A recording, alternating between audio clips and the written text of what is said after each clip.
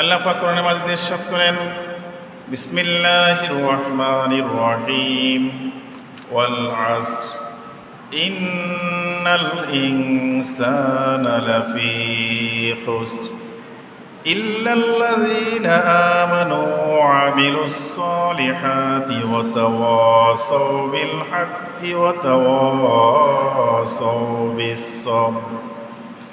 সূরা আসর আল্লাহ পাক ইরশাদ করতেছেন, ওয়াল আসর, কসম সময়ের।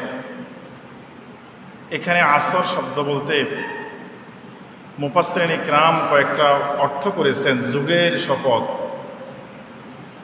আরেকটা ব্যাখ্যা রয়েছে দুপুর থেকে মাগরিব পর্যন্ত এই সময়ের শপথ করেছেন আল্লাহ।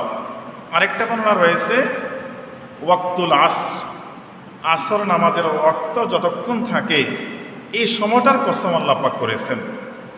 তবে অধিকাংশ মুফাসসিরিন ইকরাম সময়ের কসম আল্লাহ পাক করে, সময়ের কসম খেয়ে আল্লাহ পাক এই সূরাটা শুরু করছেন। সামনে আল্লাহ পাক 4টা গুণাগুণ বর্ণনা করবেন এই সূরার মধ্যে। এই সূরার মধ্যে 4টা গুণাগুণ বর্ণনা করার আগেই আল্লাহ পাক বলেন, ইন্নাল ইনসানা লাফি খুসর, নিশ্চয় মানব সকল, দুনিয়ার যত মানব রয়েছে, লাফি খুসর, ধ্বংসের মধ্যে নিপতিত হয়ে আছে। কিছু মানুষ ছাড়া গোটা পৃথিবীর মানব সমাজ আল্লাহ বলেন তারা ধ্বংসের মধ্যে, তারা ব্যর্থতার মধ্যে, তারা একেবারে মানুষ হিসাবে নয়, তারা যেন মানুষরূপী একটা আপনার হায়াওয়ানের মতো চলাফেরা করতেছে দুনিয়ার মধ্যে। তারা ব্যতীত আল্লাহ বলেন তারা কারা? এই 4টা গুণ আল্লাহ পাক বর্ণনা করতেছেন এই আয়াতে কারিমার মধ্যে। আল্লাহ বলেন, ইল্লাল্লাযীনা আমানু ওয়া আমিলুস সালিহাত, যারা এই দুনিয়ার মধ্যে যত মানুষ রয়েছে ধ্বংসপ্রাপ্ত ওই সকল মানুষদের মধ্যে তারাই সফল কাম, যারা ঈমান এনেছে আল্লাহর প্রতি।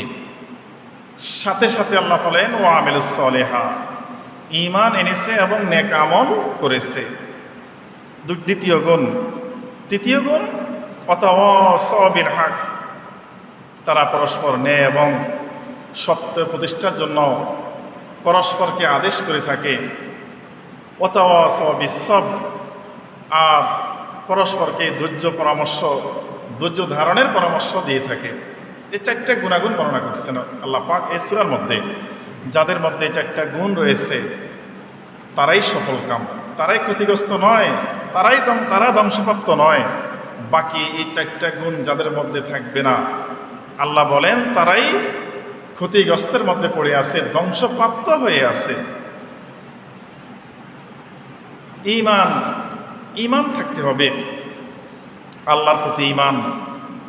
আল্লাহ পাকের রাসূল সাল্লাল্লাহু আলাইহি সাল্লাম আল্লাহ পাক প্রেরণ করেছেন 2টা শাহাদাতাইন, 2টা সাক্ষী যখন মানুষ অন্তর থেকে দিবে তখন তার মাত্র ঈমান হবে। আর ঈমানের সাথে যদি নেক আমল না থাকে, মুফাসসিরিন ইকরাম উদাহরণ দিয়েছেন, যেমন একটা বীজ আমরা রোপণ করলে, মাটিতে রোপণ করলে সেখান থেকে গাছ জন্মায়, সেখান থেকে বড় গাছে পরিণত হয়, ডালপালা হয়, সেখান থেকে ফল ফলাদি হয়। আর যে বীজটা আরেকজনে রোপণ করছে কিন্তু মাটি চাপা পড়ে আছে, যে কোনো সমস্যা পড়ে আছে, অথবা একেবারেই শুকনো মাটির মধ্যে সে দিয়ে রাখছে, সেই বীজটা ঠিক আছে কিন্তু সেখান থেকে কোনো গাছ জন্মগ্রহণ করবে না, জন্মাবে না। ঠিক এমনিভাবে ঈমানের সাথে যদি আমলে সালেহ নেক আমল থাকে তাহলে সেই ঈমান মানুষের কার্যকর হবে। সেই ঈমান দ্বারা, আমল দ্বারা মানুষ মুক্তিপ্রাপ্ত হবে। আর যে ঈমানের সাথে নেক আমল থাকবে না, সে ঈমান মানুষকে কোনো কল্যাণ বয়ে আনতে পারবে না। ঈমান থাকতে হবে, সাথে সাথে থাকতে হবে কি? নেক আমল থাকতে হবে। এজন্য আল্লাহ বলছেন, ইল্লাল্লাযীনা আমানু ওয়া আমিলুস সালিহাত, ঈমান থাকতে হবে, সাথে সাথে নেক আমলও থাকতে হবে। আর কিছু দুটা গুণাগুণ হলো, আল্লাহ পাক বলছে ওয়াতাওয়াসাউ বিল হক, হক ন্যায়। দুনিয়ার মধ্যে যত ন্যায় বিষয় রয়েছে, ভালো বিষয় রয়েছে, সে বিষয়ে পরামর্শ দিবে করার জন্য, ভালো ভালো কাজ করার জন্য, নেক কাজগুলো করার জন্য, দুনিয়াতে ন্যায় প্রতিষ্ঠার জন্য, সমাজের মধ্যে ন্যায় প্রতিষ্ঠার জন্য পরামর্শ দিবে একে অন্যকে। একজনের বিপদে চলতেছে না, তাকে বিপদে ছেড়ে দেওয়া যাবে না, তাকে বলতে হবে এটা সঠিক পথ, এটা গুমরাহির পথ, শয়তানের পথ। কিছু জিনিস রয়েছে, এবাদুর রহমান আর এবাদুর শয়তান। আপনার মনে করেন নামাজের সময় হলো, নামাজ পড়তে আসছে, এবাদুর রহমান হয়ে গেল, নামাজ আজান দিয়েছে, নামাজ না পড়ে সে দুনিয়ার গল্প গুজবে, ব্যবসা বাণিজ্যে, হাটে ঘাটে সে সময় দিল, সে যে কাজটা করছে সে কাজটা হলো এবাদুর শয়তান, শয়তানের কাজ করে ফেলছে। এবাদুর রহমান মানুষ নেক আমল করবে, আর এবাদুর শয়তান হলো মানুষ বদ আমলের মধ্যে তাকে লিপ্ত করে দিবে। এমনিভাবে যতগুলো এবাদত বন্দেগী রয়েছে সেগুলো হলো ইবাদুর রহমান, আল্লাহ পাকের এবাদত। আর যেগুলো আল্লাহ পাক নিষেধ করেছেন মানুষ করে, সেগুলো হলো ইবাদুর শয়তান। এই শয়তানের পথ থেকে মানুষকে ন্যায়ের পথে, হকের পথে আসার জন্য এই নির্দেশ প্রদান করলেই আমরা ক্ষতিগ্রস্তের মধ্যে থাকব না। ওয়াতাওয়াসাউ বিল হক। আর সর্বশেষ গুণ ওয়াতাওয়াসাউ বিস সবর, আর ধৈর্য ধারণ করতে হবে, ধৈর্য ধারণের পরামর্শ দিতে হবে। ধৈর্য ধারণের পরামর্শটা কি? এতাআত, আল্লাহ পাকের আনুগত্যের দিকে। আল্লাহ পাকের আনুগত্য করতে গেলে দুনিয়ার মধ্যে অনেক সমস্যার সম্মুখীন হতে হয়, বিভিন্নভাবে বাধাগ্রস্ত হতে হয়। না, ধৈর্য ধারণ করতে হবে যে আল্লাহ পাক যদি আমি এখন ঠিকমতো আনুগত্য করি, আল্লাহ পাক আমার জন্য ভালো কিছু ব্যবস্থা করে রাখছেন। আর যদি সে আনুগত্যটা আমাদের ধৈর্যচ্যুত হয়ে যায়, আনুগত্য করে কি লাভ, নগদ কিছু পেলাম না, এরকম যদি কোনো আশায় মানুষ ইবাদত বন্দি করতে চায়, সে ইবাদত বন্দিগিতে সে কখনোই মজা পাবে না, সে ইবাদত নিয়ে সামনে এগিয়ে যেতে পারবে না, কারণ সে তো আল্লাহর জন্য করে নাই। আর ধৈর্য ধারণ করতে হবে আনিল মাসিয়াতে। আপনার যে গুনাহ খাতা হয়, সেই গুনাহ খাতা সামনে, গুনাহ কাজ সামনে করতে মন চায়, করলে তার উপকার হয়, তারপরও সে ধৈর্য ধারণ করছে না, এটা আল্লাহ পাক নিষেধ করেছেন, এটা করা যাবে না। ওয়াতাওয়াসাউ বিস সবর, ধৈর্য ধারণ করছে অন্যায় থেকে সে বিরত হয়ে। আপনার দেখেন স্বাভাবিক আয় ইনকাম যা হয় সেটা দিয়ে কোনো রকম সংসার চলে, তবে ছেলেকে যখন আপনার বিদেশে পাঠাতে হয়, তখন কিস্তির ঘরে গিয়ে সুদে টাকা নেয়। এখানে সে ধৈর্য ধারণ করতে পারলো না, যে আল্লাহর প্রতি যে সে গুনাহ থেকে যে ধৈর্য ধারণ করবে, যে না আমার এত আকাঙ্ক্ষা আমার না থাকাই দরকার, যে আমি এত আশা না করে আমার সামর্থ্যের মধ্যে আমি আশা করি, তারপরও আমি এরকম অন্যায় কাজের মধ্যে আমি অংশগ্রহণ করব না। এই যে একটা কঠিন ধৈর্য, এই ধৈর্যের পরামর্শ দেওয়ার জন্য আল্লাহ পাক বলছেন ওয়াতাওয়াসাউ বিস সবর, তোমরা পরস্পরকে ধৈর্য ধারণের জন্য পরামর্শ দেওয়া আদেশ করো। আমরা একটা সূরা থেকে যদি শিক্ষা গ্রহণ করি, তাহলে আমাদের জীবন চলার পথটা অনেক সুন্দর হয়ে যাবে। যদি এই সূরা আসর থেকেই আমরা ভালো করে অনুধাবন করি সূরা আসরে আল্লাহ পাক কি বলেছেন, তাহলে আমাদের চলার পথ অনেক সুন্দর হয়ে যাবে। অন্য হাদিস শরীফে রাসূল পাক সাল্লাল্লাহু আলাইহি ওয়াসাল্লাম ইরশাদ করেন, ওয়ান তামিমিদ দারি রাদিয়াল্লাহু তাআলা আনহু আন্নান নবিয়্য সাল্লাল্লাহু আলাইহি ওয়াসাল্লাম قال الدين النصيحة ثلاثا قلنا لمن قال لله ولكتابه ولرسوله ولأئمة المسلمين وعامتهم। মুসলিম শরীফ থেকে হাদিস, তামিম দারে রাদিয়াল্লাহু তাআলা আনহু থেকে হাদিস তিনি বলেন, রাসূল পাক সাল্লাল্লাহু আলাইহি ওয়াসাল্লাম ইরশাদ করছেন, আদ-দীনু আন-নাসীহাতু, আদ-দীনু নাসীহা, দিন ধর্মটা একটা নসিহত, একটা নসিহত। এই কথাটা রাসূল পাক সাল্লাল্লাহু আলাইহি ওয়াসাল্লাম তিনবার উল্লেখ করেছেন, আদ-দীনু আন-নাসীহাতু, আদ-দীনু আন-নাসীহাতু, আদ-দীনু আন-নাসীহাতু। তিনবার বলার উদ্দেশ্য, রাসূল পাক সাল্লাল্লাহু আলাইহি ওয়াসাল্লাম এই বিষয়টাকে অধিক গুরুত্ব দেওয়ার জন্য তিনবার উল্লেখ করেছেন এই শব্দটাকে। কেন করছেন? সাহাবায়ে কেরাম এই কথা শুনে নবীজি সাল্লাল্লাহু আলাইহি ওয়াসাল্লামকে প্রশ্ন করলেন, ইয়া রাসূলুল্লাহ সাল্লাল্লাহু আলাইহি ওয়াসাল্লাম, যে কুলনা, সাহাবায়ে কেরাম বললেন, লিমান, কার জন্য? ইয়া রাসূলুল্লাহ, এই যে আপনি বলছেন দিনটি একটি নসিহতের নামান্তর, এইটা কার জন্য নসিহত? ক্বাল ইয়া রাসূলুল্লাহ সাল্লাল্লাহু আলাইহি ওয়াসাল্লাম, রাসূল পাক সাল্লাল্লাহু আলাইহি ওয়াসাল্লাম বলেন, দিনটা নসিহত লিল্লাহ, আল্লাহর জন্য। দিনটা নসিহত অলি কিতাবিহি, কোরআনের জন্য। দিনটা নসিহত অলি রাসূলিহি, তার রাসূলের জন্য। দিনটা নসিহত অলি আইম্মায়ে মুসলিমিন, মুসলমান বাদশাদের জন্য। দিনটা নসিহত ও আম্মাতিহিম, সাধারণ মুসলমানের জন্য নসিহত। কিভাবে সেটা? যেমন প্রথম কথা হলো, রাসূল পাক সাল্লাল্লাহু আলাইহি ওয়াসাল্লাম বলেন, দিনটা নসিহত লিল্লাহ, আল্লাহর জন্য নসিহত। আল্লাহ পাকের, আল্লাহকে আমরা আল্লাহ বলে, মাবুদ বলে স্বীকার করা, আল্লাহ পাকের সাথে কাউকে শরীক না করা। আমাদের ইবাদত বন্দেগীগুলো আল্লাহ পাক করার জন্য আদেশ করেছেন, শুধুমাত্র আল্লাহকে দেখানোর জন্য ইবাদত করা, মানুষকে নয়, কাউকে খুশি করার জন্য নয়, এখান থেকে কোনো উপকার মানুষ থেকে দুনিয়াতে আমি পাবো সেটার জন্য নয়, একমাত্র আল্লাহর জন্য ইবাদত বন্দেগী করা।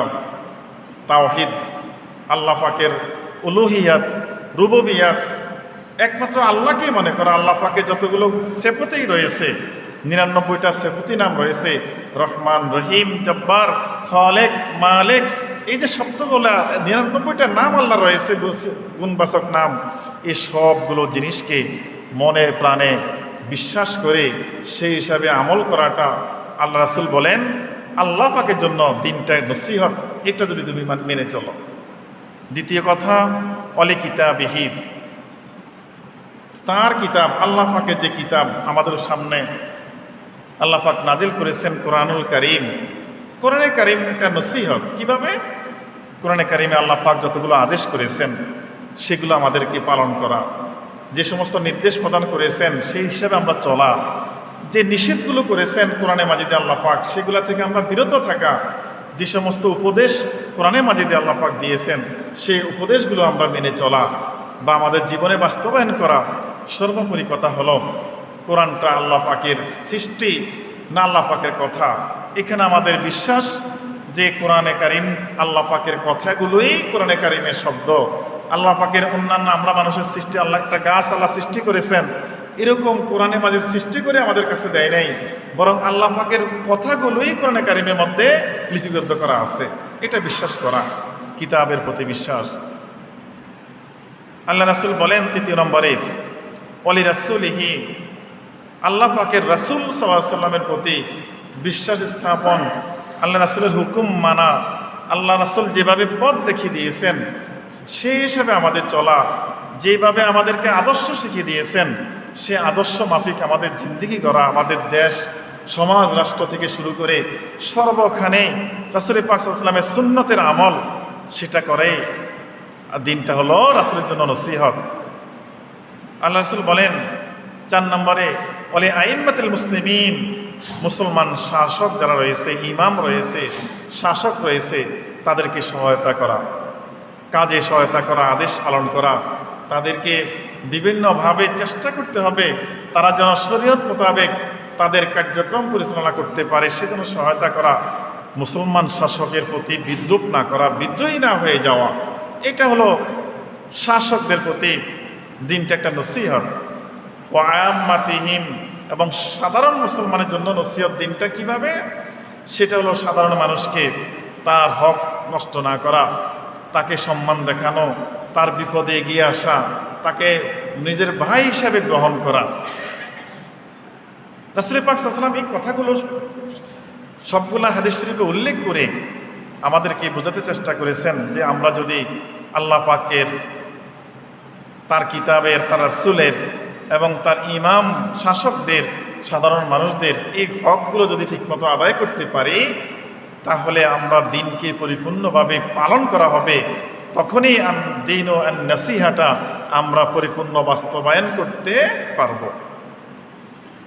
আমরা পরস্পর সাধারণ যে মানুষগুলো রয়েছে, এই মানুষগুলোর সাথে সহমর্মিতা দেখানো, একজন মানুষ, একজন মুসলমান অন্য মুসলমান, আর মানুষ হিসাবে একজন মানুষ, সে হিন্দু হোক, খ্রিস্টান হোক, বৌদ্ধ হোক, যে কোনো ধর্মের মানুষ হোক না কেন, সে তার সাথে আমাদের সৎ ব্যবহার করা, এটা আমাদের ইসলাম শিখায়। আর যিনি আমার মুসলমান ভাই, যিনি আমার ইমানি ভাই, যিনি মুসলমান, তার সাথে একটা হাদিস শরীফে আছে, রাসূল পাক সাল্লাল্লাহু আলাইহি ওয়াসাল্লাম বলছেন 6টা অধিকার, 6টা হক তার সাথে রয়েছে। হাদিস থেকে আমরা শুনি, ওয়ান আবি হুরায়রা রাদিয়াল্লাহু তাআলা قال قال رسول الله صلى الله عليه وسلم للمؤمن على المؤمن 6 خصال। নবী করিম সাল্লাল্লাহু আলাইহি ওয়াসাল্লামের জলিল কদর সাহাবী আবু হুরায়রা রাদিয়াল্লাহু তাআলা আনহু থেকে হাদিস, তিনি বলেন রাসূল পাক সাল্লাল্লাহু আলাইহি ওয়াসাল্লাম ইরশাদ করেছেন যে লিল মুমিনে আলাল মুমিনে 6 খিসালিন, এক মুমিন অন্য আরেক মুমিন ভাইয়ের প্রতি 6টা হক রয়েছে, 6টা পাওনা রয়েছে, 6টা অধিকার রয়েছে। এই 6টা অধিকার যেন আমরা একজন মুসলমান ভাই হিসেবে অন্য মুসলমানের হকগুলা, পাওনাগুলা আমরা দিতে পারি। আমার থেকে আমার পার্শ্ববর্তী যে মুসলমান ভাই রয়েছে, এই হকগুলো আমার থেকে পাওনা, আপনার থেকে আরেকজন পাওনা, এইভাবে সবার থেকে সবাই পাওনা। মুসলমান হিসাবে 6টা হক রয়েছে। সেগুলো কি? রাসূল পাক সাল্লাল্লাহু আলাইহি ওয়াসাল্লাম বলেন 6 খিসালিন ইয়াউদুহু ইজা মারিদা। 6টা হকের মধ্যে একটা হক রয়েছে, সেটা হলো যে ইয়াউদুহু ইজা মারিদা, যখন সে মৃত্যুবরণ করবে, না, যখন সে অসুস্থ হয়ে যায়। একটা মানুষ যখন অসুস্থ হয়ে যায়, সে অসুস্থ ব্যক্তির কাছে আমরা যাই খোঁজখবর নেওয়া, যে তার কি সমস্যা, কোনো কিছু তার দরকার হবে কিনা, আছে কিনা, বা সে কোনো আর্থিক সমস্যার কারণে বিপদগ্রস্ত হয়ে আছে কিনা, এই খোঁজখবরগুলো নেওয়া একটা হক। প্রথম হক, যদি কেউ রোগী দেখতে যায়, তাহলে রাসূল পাক সাল্লাল্লাহু আলাইহি ওয়াসাল্লাম বলছেন তার জন্য শহীদের সওয়াব আল্লাহ পাক দান করে দেন। সুবহানাল্লাহ। একজন শহীদের অনেক নেক, যদি এরকম অসুস্থ রোগী দিনের খাতিরে, আমার সে মুসলমান ভাই, তার সাথে আমার হক রয়েছে, তার সাথে আমার যে পাওনা দেনা রয়েছে, সেটা হলো একটা হলো সে অসুস্থ হয়ে গেলে তার সাথে আমরা দেখা করব, তার খোঁজখবর নিব, সম্ভব হলে তাকে আমরা সেবা করব, এটা প্রথম হক। দ্বিতীয় হক কি? রাসূলুল্লাহ সাল্লাল্লাহু আলাইহি ওয়াসাল্লাম বলেন ওয়ায়াশহাদুহু ইজা মাতা, যখন সে ইন্তেকাল করে, কোনো মুসলমান ভাই সে যদি ইন্তেকাল করে, তাহলে আমাদের উপর হক হলো তার জানাজায় শরীক হওয়া, জানাজায় শরীক হওয়া তার। এই জন্য সেটাকে আপনার কিতাবের ভাষায় বলা হলো যে ফরজে কেফায়া, অর্থাৎ অনেক মানুষের পক্ষ থেকে, পুরা সমাজের মানুষ, এই অত্র সমাজে মনে করেন যত মানুষ রয়েছে, একজন মানুষ মারা গেলে প্রত্যেকের হক হলো সে তার জানাজায় আসা। আর এটা ফরজে কেফায়া শরীয়ত করা হয়েছে এই জন্যে যে অনেক মানুষের পক্ষ থেকে অল্প কিছু মানুষ সমবেত হয়ে তার জানাজা যদি করে দেয়, সবার পক্ষ থেকে আদায় হয়ে যাবে। তবে যারা আসছে জানাজার মধ্যে, তাদের 2 কেরাত সওয়াব।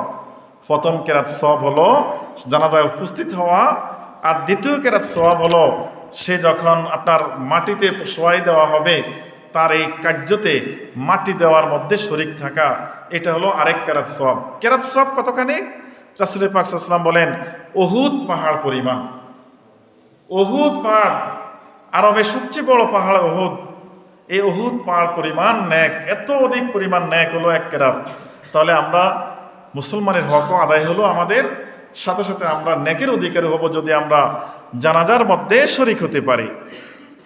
তৃতীয় নম্বর, ওয়াজিবহু ইজা দাআহু, রাসূল পাক সাল্লাল্লাহু আলাইহি ওয়াসাল্লাম বলেন, তৃতীয় নম্বর হক হলো যখন কোনো মানুষ কোনো কাজে আপনাকে আমাকে স্মরণ করে তার ডাকে সাড়া দেওয়া। সে যে কোনো সমস্যা করছে, হয়তো একটা বোঝা উঠাতে পারে নাই, আপনাকে বললো যে বা আমাকে বললো ভাই এটা আমার বোঝাটা উঠেই দেন, এটা আমার প্রতি তার একটা হক। তার এই বোঝাটা আমার, তার কথা শুনে তাকে বোঝা উঠিয়ে দেওয়া, এটা তার একটা হক। আমি যদি না করি সেটা তার উপকার হলো না, কিন্তু আমার গুনাহ হবে, আমি হকটা আদায় করতে পারলাম না। যে কোনো বিপদে পড়ছে আমাকে আপনাকে ডাক দিয়েছে, শুধু দাওয়াত দিলে তাকে স্মরণ করা মানে খাওয়ার জন্য দাওয়াত দিবে, আমি যাই খেয়ে আসবো, শুধু এতখানিকে নয়, যে কোনো কাজে যে কোনো সমস্যায় যখন একজন একজনকে আহ্বান করবে মুসলমান ভাই হিসেবে, তার ডাকে সাড়া দেওয়া, এটা তৃতীয় নম্বর হক। চতুর্থ নম্বর হকে রাসূল পাক সাল্লাল্লাহু আলাইহি ওয়াসাল্লাম বলেন, ওয়ায়ুসাল্লিমু আলাইহি ইযা লাকিয়াহু, যখন তার সাথে দেখা হবে তখন তাকে সালাম করা। যে আগে সালাম দিবে, সালামের মধ্যে যদি 100টা নেকি মনে করেন যদি থাকে, এবার যতই থাকুক 100%-এর মধ্যে যিনি প্রথম সালাম দিবেন তিনি পাবেন 90 নেকি, আর যিনি সালাম নেবেন তিনি পাবেন কত? 10 নেকি। এই 100 এর মধ্যে যত যত নেক হোক এরকম 100 ভাগ করে 90 ভাগ পেয়ে যাবেন যিনি সালাম প্রথম দিবেন। আর যিনি নিবেন তিনি নেওয়াটা ওয়াজিব, না নিলে, সালাম না নিলে তার গুনাহ হবে, তবে নেওয়ার পরে তার হবে কি মাত্র 10 গুণ নেকি। তাহলে আমাদের একজন অন্যদের সাথে দেখা হলে তার সাথে আমরা সালাম বিনিময় করা, এটা ইসলাম একটা হক আল্লাহ রাসূল দিয়েছেন মুসলমানের প্রতি। আর এই হকটা পালন করলে আমাদের নেকের কোনো কমতি নাই, লাভেও না, লাভ তো অনেক লাভ, বরং না করলে এটা আমাদের অনেক ক্ষতির একটা কারণ হয়ে যাবে। রাসূল পাক সাল্লাল্লাহু আলাইহি ওয়াসাল্লাম বলেন, ওয়ায়ুসাম্মিতুহু ইযা আতাসা, যখন কেউ হাসি দেয়, হাসি দিয়ে সে আলহামদুলিল্লাহ বলবে। হাসি আসলে আমরা বলবো আলহামদুলিল্লাহ। যে এটা শুনবে, হাসিদাতা যখন আলহামদুলিল্লাহ বলে, এই কথাটা যিনি শুনবে তিনি উত্তরে বলতে হবে ইয়ারহামুকাল্লাহ, এটা তার হক। এটা যদি আমরা না বলি এটা আমাদের গুনাহ হবে, বাইরের হক নষ্ট হবে। আবার যদি আরেকটু সে পারে, যিনি হাসি দিলেন, হাসি দিয়ে আলহামদুলিল্লাহ বললেন, যিনি শুনলেন তিনি বলবেন ইয়ারহামুকাল্লাহ, আর যিনি হাসি দিছেন ওই ইয়ারহামুকাল্লাহ জবাব দিবে ইয়াহদিকুমুল্লাহ। অর্থাৎ একে অন্যকে দোয়া করবে। হাসিটা আসলে মানুষের মগজ পরিষ্কার হয়, ধ্যান ধারণার অনেক পরিবর্তন হয়ে যায়। সেজন্য হাসিটা অনেক উপকারী জিনিস। এটা আল্লাহ পাকের যে একটা হাসির ব্যবস্থা করেছেন, তা না হলে মানুষের ব্রেন শর্ট হয়ে যেত। যত ব্রেন থেকে যত আপনার আবর্জনা আছে সেগুলা এই হাসির মাধ্যমে আল্লাহ পাক অপসারণ করে দেন। এই জন্য আমরা জবাব দিব, আমরা হাসি দিলেই আলহামদুলিল্লাহ বলবো। আর আলহামদুলিল্লাহ আমরা যখন শুনবো, যিনি পাশে থাকবে তিনি বলবেন ইয়ারহামুকাল্লাহ, আর যিনি আবার হাসি দিয়েছেন এই শব্দটা শুনবে তিনি বলবেন ইয়াহদিকুমুল্লাহ। রাসূল সাল্লাল্লাহু আলাইহি ওয়াসাল্লাম বলেন, ওয়ায়ানসাহু লাহু ইযা গাবা আও শাহিদা। ষষ্ঠ নম্বর হক হলো যে সে যখন উপস্থিত আছে, অনুপস্থিত, আমার মুসলমান ভাই উপস্থিত আছে এখানে অথবা নাই, দোনো অবস্থায় তার কল্যাণ কামনা করা, এটা হক। আমরা কোনো মানুষকে সামনে দেখলে, ভাই আপনি খুব ভালো, হ্যাঁ আপনি আমার অনেক উপকার করছেন, আপনার মতো লোক হয় না, পিছনে আমি বলি এই লোকটার মতো এত খারাপ কোনো মানুষ হতেই পারে না, না এটা করা যাবে না। উপস্থিত তার প্রশংসা, তিনি উপস্থিত নাই সে অবস্থায়ও তার প্রশংসা। সর্বোপরি মানুষের কাছে অন্য মানুষের প্রশংসা করা যায়, কোনো দোষ বর্ণনা করলে সেটা গীবত হয়ে যাবে। এজন্য মুসলমানের হক হলো উপস্থিত অথবা অনুপস্থিত উভয় অবস্থায় তার কল্যাণ কামনা করা, এটা 6 নম্বর হক। রাসূল পাক সাল্লাল্লাহু আলাইহি ওয়াসাল্লামের এই আমাদেরকে এই যে 6টা মেসেজ দিয়েছেন, মুসলমানের প্রতি 6টা হক, এই হকগুলো যদি আমরা কোনো একটা নষ্ট করি তাহলে বুঝতে হবে আমরা অপরাধের মধ্যে আছি। আবার বলছি, এই হকগুলোর মধ্যে 1 নম্বর হলো যে অসুস্থ যদি হয়ে যায় তখন তার দেখাশোনা করা, যখন সে মৃত্যুবরণ করে জানাজা শরীক হওয়া, যখন সে দাওয়াত দেয় সে দাওয়াতে সাড়া দেওয়া, তারপরে সালাম দেয় সালামের জবাব নেওয়া, তারপরে কোনো কেউ যদি হাসি দিয়ে আলহামদুলিল্লাহ বলে ইয়ারহামুকাল্লাহ বলা, আর উপস্থিত অনুপস্থিত উভয় ক্ষেত্রে মুসলমান ভাইয়ের কল্যাণ কামনা করা, এই 6টা হক খেয়াল রাখতে হবে, কোনোটা যেন আমাদের থেকে না ছুটে যায়। সময়ত হাজিরিন, অন্য হাদিসে রাসূল পাক সাল্লাল্লাহু আলাইহি ওয়াসাল্লাম বলেন, ওয়ান ইবনে উমর রাদিয়াল্লাহু তাআলা আনহু قال قال رسول الله صلى الله عليه وسلم المسلم أخو المسلم لا يظلمه ولا يسلمه ومن كان في حاجته أخيه كان الله في حاجته। রাসূল পাক সাল্লাল্লাহু আলাইহি ওয়াসাল্লামের জলিল কদর সাহাবী আব্দুল্লাহ ইবনে উমর রাদিয়াল্লাহু থেকে হাদিস, তিনি বলেন রাসূল পাক সাল্লাল্লাহু আলাইহি ওয়াসাল্লাম ইরশাদ করছেন, আল মুসলিমু আখুল মুসলিম, একজন মুসলমান অন্য একজন মুসলমানের সাথে সম্পর্কটা কি ভাই ভাই যেমন সম্পর্ক, ঠিক একজন মুসলমান অন্য মুসলমানের সাথে এরকম ভাই ভাই সম্পর্ক। সে আপনার আত্মীয় হতে পারে, না হতে পারে, এলাকার হতে পারে, এলাকার নাও হতে পারে, এই দেশের হতে পারে অথবা ভিন দেশের হতে পারে, যে দেশেরই হোক না কেন, সারা বিশ্বের সকল মুসলমান আল্লাহ রাসূল বলছেন একে অন্যের ভাই ভাই। ভাই ভাইয়ের সাথে যেমনিভাবে আন্তরিকতার সাথে চলে, মুসলমান মুসলমানের সাথে এইভাবে চলার জন্য রাসূল পাক সাল্লাল্লাহু আলাইহি ওয়াসাল্লাম নির্দেশ প্রদান করেছেন। আল্লাহ রাসূল বলেন, লা ইয়াজলিমুহু ওয়া লা ইউসলিমুহু, একজন প্রতি অন্যজনের অত্যাচার করতে পারবে না, এটা নিষেধ। আল্লাহ রাসূল নিষেধ করছেন একজন মুসলমান এর প্রতি অন্য একজন মুসলমানের অত্যাচারপূর্ণ কোনো সম্পর্ক যেন না থাকে, একজনের দ্বারা আরেকজনের ক্ষতি যেন না হয়ে যায়। ওয়ালা ইউসলিমুহু, এবং কেন অন্যজনের কাছে যেন শত্রুর নিকট সুপর্দ না করে দেয়। একজন মুসলমান সে আছে, তাকে আপনি পারলে চেষ্টা করতে হবে তার বিপদ থেকে উদ্ধার করার জন্য, না এটা যেন না হয়ে যায় আপনি একজন শত্রুর কাছে মুসলমান ভাইকে সুপর্দ করে দিলেন, এটা করা যাবে না, নিষেধ করছেন। আল্লাহ রাসূল বলেন, ওমান কানা ফি হাজাতি আখিহি, কোনো আপনার মুসলমান ভাই কোনো সমস্যায় পড়ে আছে, কোনো ঝামেলায় পড়ে গেছে, আপনি যদি তাকে পরামর্শ দেন, সাহায্য সহযোগিতা করেন, আল্লাহ রাসূল বলেন কানাল্লাহু ফি হাজাতি, আল্লাহ পাক তার পরকালীন জীবনে তারও অভাব পূরণ করে দিবেন। আপনি যদি আপনার ভাইয়ের অভাব পূরণ করেন, মুসলমান ভাইয়ের, আল্লাহ পাকও আপনার অভাব পূরণ করে দিবেন, তার সাথে সাথে পরকালীন জীবনে যা যায় খায়ের ব্যবস্থা করবেন। আল্লাহ রাসূল বলেন, ওমান ফাররাজান মুসলিমিন কুরবাতান ফাররাজাল্লাহু আনহু কুরবাতাম ফি মিন কুরাবি ইয়াউমিল কিয়ামা।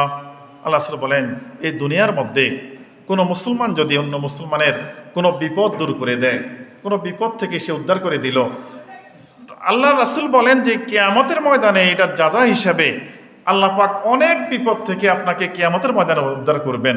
সুবহানাল্লাহ। যে যেমন আপনার হাসরের ময়দানের বিপদ, ফুলসিরাতের বিপদ, সেখানের মধ্যে আপনার অবস্থান করা এটা বড় একটা বিপদ, মিজানের পাল্লার মধ্যে বিপদ, অনেক বিপদ থেকে আল্লাহ পাক উদ্ধার করবেন যদি আপনার মন থেকে একমাত্র আল্লাহকে সন্তুষ্টি করার জন্য আপনি কোনো মুসলমান ভাইয়ের কোনো বিপদ দূর করে দেন। আল্লাহ রাসূল বলেন, ওয়ামান সাতারা মুসলিমান সাতারাল্লাহু ইয়াউমাল কিয়ামা, যদি কোনো মুসলমান অন্য কোনো মুসলমানের কোনো দোষ ত্রুটি দেখলো, সে ভুল করেছে, সে অপরাধ করেছে, সাতারা, সেটা দেখেও সেটাকে গোপন করে দিল, নিজের মধ্যে গোপন করলো, এটা সমাজের মধ্যে প্রচার করলো না, এই কাজটা যদি কেউ করে, মুসলমানের দোষ দেখছে, অপরাধ দেখছে, সে দেখছে, শুধু আর কেউই দেখে না, তারপর যদি সে চাপিয়ে রাখে দোষটাকে, যে মুসলমান ভাই যেন অপমানিত না হয়, আল্লাহ রাসূল বলেন যে সাতারাহুল্লাহু ইয়াউমাল কিয়ামা, কিয়ামতের ময়দানে তারও দুনিয়ার অনেক দোষ গুণ আল্লাহ পাক কিয়ামতবাসীর নিকট না বলে, না দেখিয়ে আল্লাহ পাক গোপনে তাকে ক্ষমা করে দিবেন। সুবহানাল্লাহ। বুখারী শরীফ, মুসলিম শরীফ থেকে হাদিস। সম্মানিত হাজিরিন, আমরা একজন মুসলমান ভাই অন্যজন মুসলমান ভাইয়ের উপর যে সমস্ত অধিকারের কথা বললাম, এই অধিকারগুলো আমরা যদি একটু খেয়াল করি তাহলে আমাদের পালন করে চলাটা অনেক কঠিন বিষয় না। আর যদি এগুলো অবহেলা করি তাহলে আমরা শয়তানের ওয়াসওয়াসার মধ্যেই থাকবো, আর ওয়াসওয়াসার মধ্যে থাকলে আমাদের এই সমাজটা সুন্দর হবে না, সমাজের মধ্যে বিশৃঙ্খলা লেগেই থাকবে। সমাজ কখনোই কুলুষমুক্ত করা যাবে না যদি আমরা এই মুসলমানের হকগুলো ঠিক মতন পালন না করি। এই হকগুলো যদি আমরা পালন করে থাকি তাহলে দেখবেন সমাজের মধ্যে এমনিতেই শান্তি চলে আসবে, আর এই মানুষগুলো জান্নাতি মানুষের মতো পরিণত হয়ে যাবে। আল্লাহ পাক আমাদের তৌফিক দান করুক। সবাই বলুন আমিন। ওয়া আখির দাওয়ানা আলহামদুলিল্লাহি রাব্বিল আলামিন।